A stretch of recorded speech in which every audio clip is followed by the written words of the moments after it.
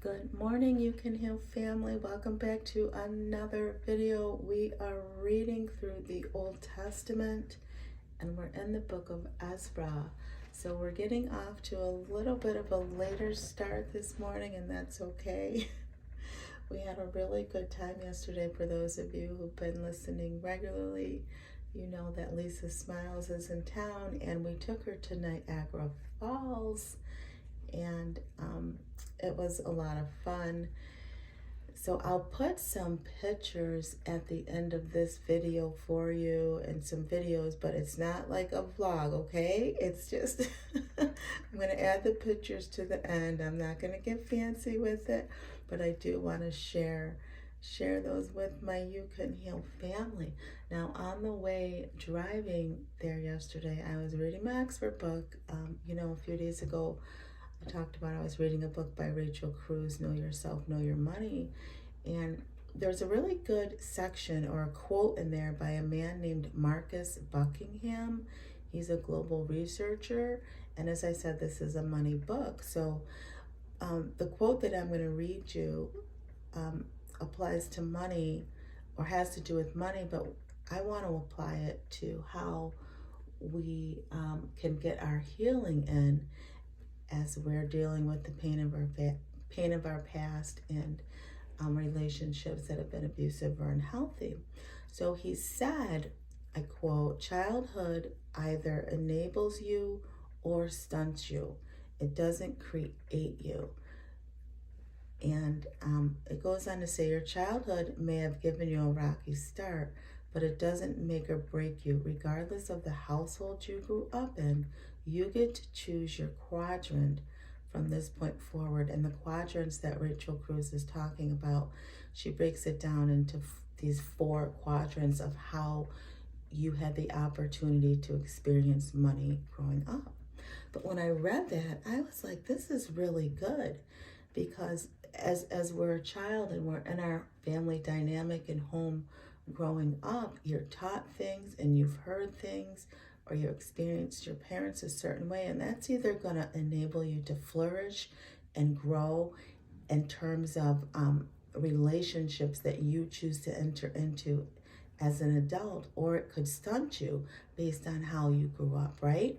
So for example, I grew up and my mother wasn't very loving, and there was no I love yous and hugs and that kind of thing. So for me, as I'm getting older, I'm looking for that in a man, right? I'm looking for someone to give me that attention, and trying to fix in my childhood what I didn't get. So it led, to relationships that weren't really relationships. They were more situationships, right? So when I looked at the next sentences, and it says, we get to choose now as adults. Just because I was lacking something, or something was lacking for me in childhood, right? I can choose to not choose relationships that aren't working for me, and choose not to force those things. So we get to decide going forward, now that we're adults, what it is we need, right? And it's trying to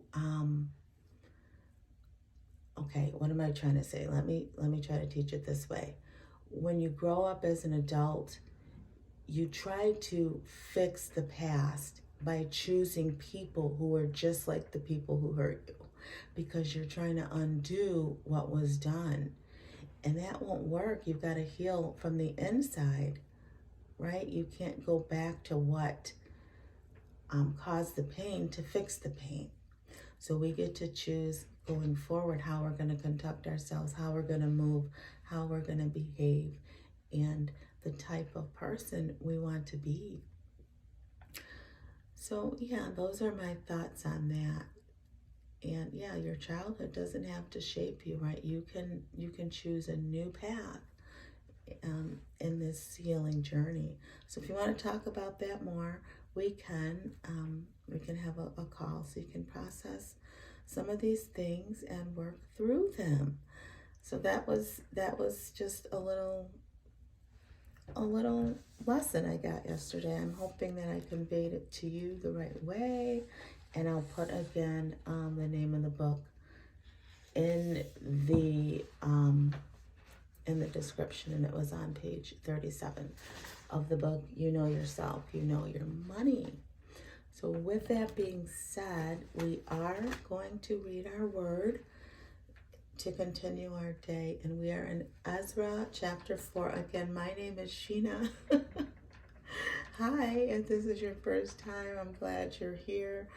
And like I said, at the end of the reading, I'll put some pictures in a little video of Niagara Falls if you haven't been there. It's very close to Canada. We are very close to Canada, but we are on the American side of the falls.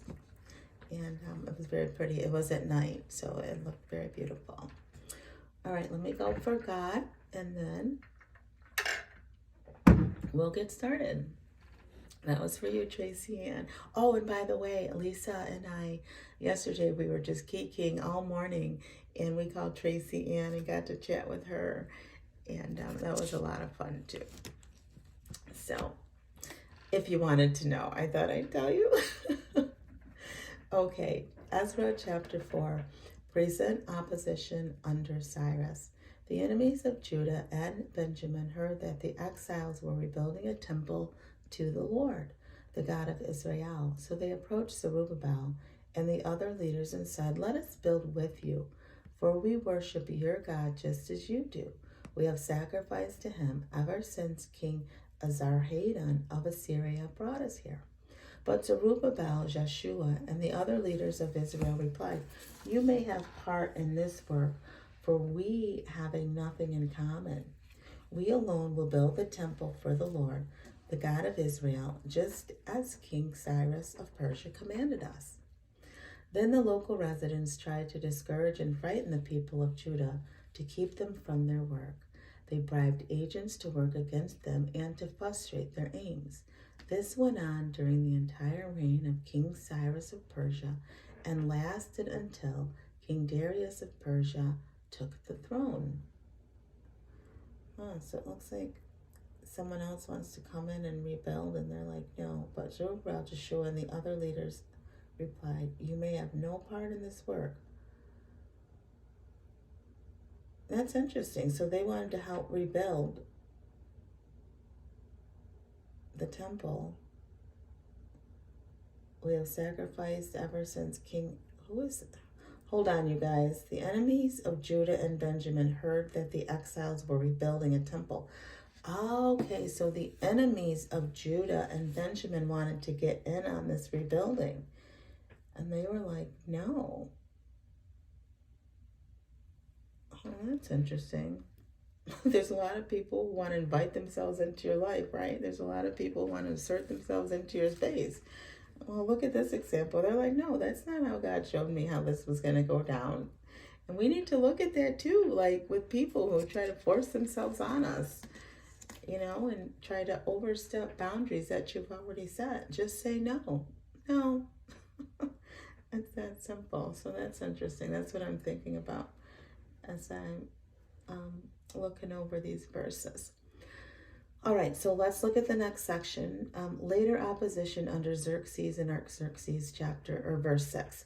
Years later, when Xerxes began his reign, the enemies of Judah wrote him a letter of accusation against the people of Judah and Jerusalem. And even later, during the reign of King Xerxes of Persia, the enemies of Judah, led by Bishlam, Mithredath, and Tabeel, sent a letter to Xerxes in the Aramaic language, and it was translated for the king. Rahum, the governor of Shimshai, the court secretary, wrote the letter telling King Xerxes about the situation in Jerusalem. They greeted the king for all their colleagues, the judges and local leaders, the people of Tarpel, the Persians, the Babylonians, and the people of Erech and Susa, that is Elam. They also sent greetings from the rest of the people whom the great and noble Ashurbanipal had deported and relocated in Samaria and throughout the neighboring lands of the province west of the Euphrates River. This is a copy of the letter they sent. To Artaxerxes, from your loyal subjects in the province west of the Euphrates River. Please be informed that the Jews who came here to Jerusalem from Babylon are rebuilding this rebellious and evil city. They have already laid the foundation for its walls and will soon complete them. But we wish you to know that if this city is rebuilt and its walls are complicated, it will be much to your disadvantage, for the Jews will then refuse to pay their tribute, customs, and tolls to you. Oh my gosh, what haters. They're totally sending this letter to Artaxerxes trying to reblock the building of the temple.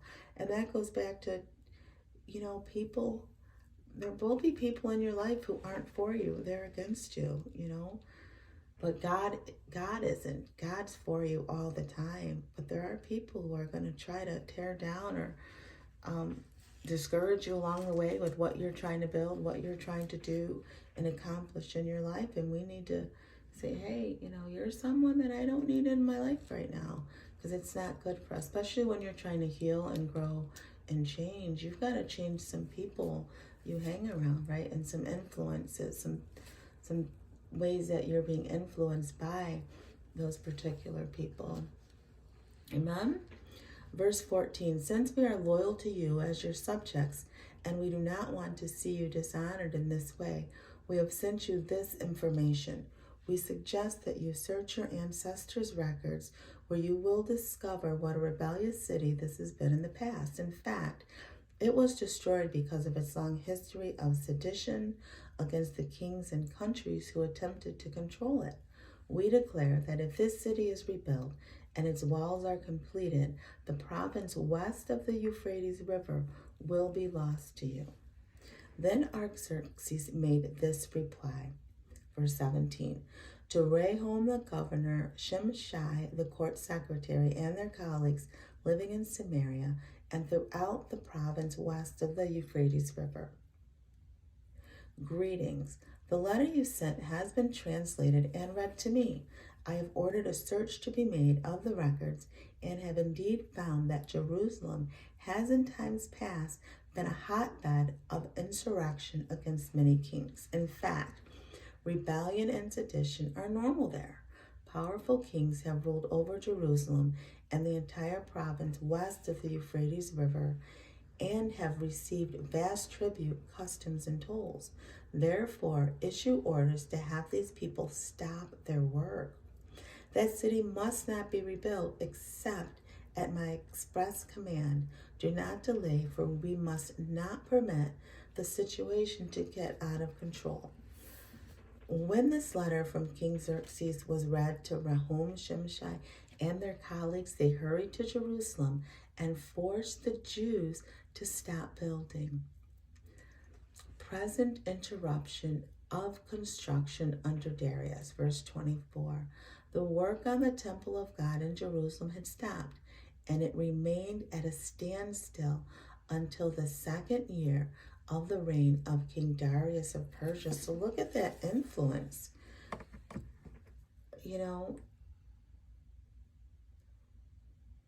Of these people that came in, Zerubbabel and other leaders under King Xerxes. The whole build, because remember in chapter 3, the foundation was built, and now it's all come to a stop. So that just reminds me, we've got to be careful of who's influencing us in our lives. Who are you listening to? What are you reading? Who are you watching on YouTube, right? Let's be real. Like, what are you inviting in? Because I guess there was enough power by this King Xerxes that the Jews were confronted and the building of the temple had stopped. And I think that's what we read in our introduction. There was this long pause in between. So I think there's a lot of years between the end of chapter 4, because the beginning of chapter 5 says resumption of the temple construction. Resumption, what does that mean? Resume? Is that the same as resume?